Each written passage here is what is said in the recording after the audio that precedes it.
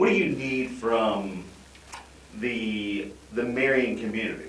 Well, Investors, obviously you need people that are interested in, Yeah. doing what Walt did, going through the training and so forth. What do you need from the Marion community to really launch this and get this off the ground? Maybe a couple things that are probably the most key. Great question, and in fact, the producers is really the biggest puzzle at this point. Like, it's not easy to find folks who think they want to make a 2-year commitment into training to get into an operation that on paper says you can get $35,000 a year, but we might know more at the end of 2021, right? Yeah. And when we brought them in, we didn't even have that much to show, right?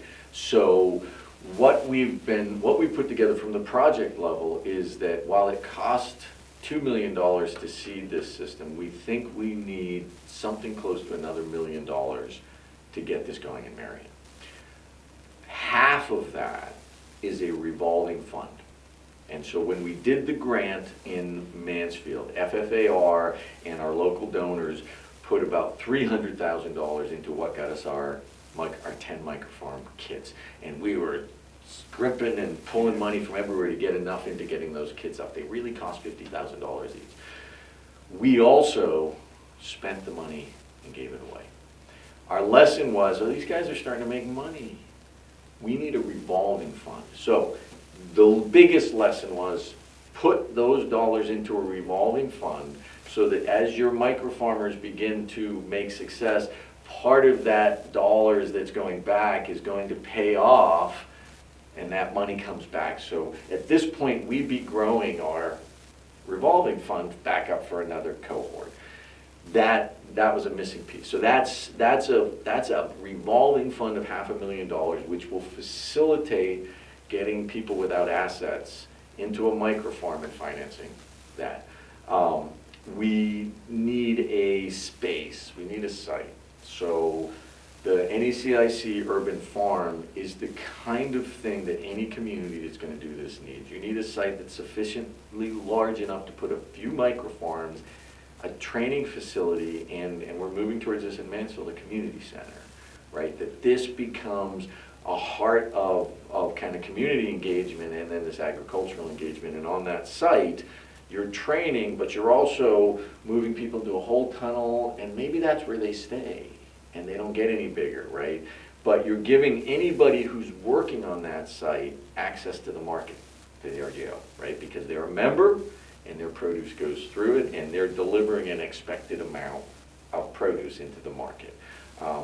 So we need that site. Where is that? We've talked about that. That doesn't have to be more than 4 acres, but 12 looks like something that we might grow into, actually. So the biggest challenge, and this is what we've found so we've got some growers who are in different levels of economics. Some people are working. We got one who's a dentist. But we've also got others who are like fixed income retired, or even like just struggling to kind of always keep their feet under them in their household, out there on that edge. And those are the growers we want. The training process is still inaccessible unless there's some supplement, right? Because when you're in that situation, thinking 2 years out is really difficult, because you're going to pay rent next month, right? And so we're working to figure out how to solve those problems as well, but that's going to require some dollars as well.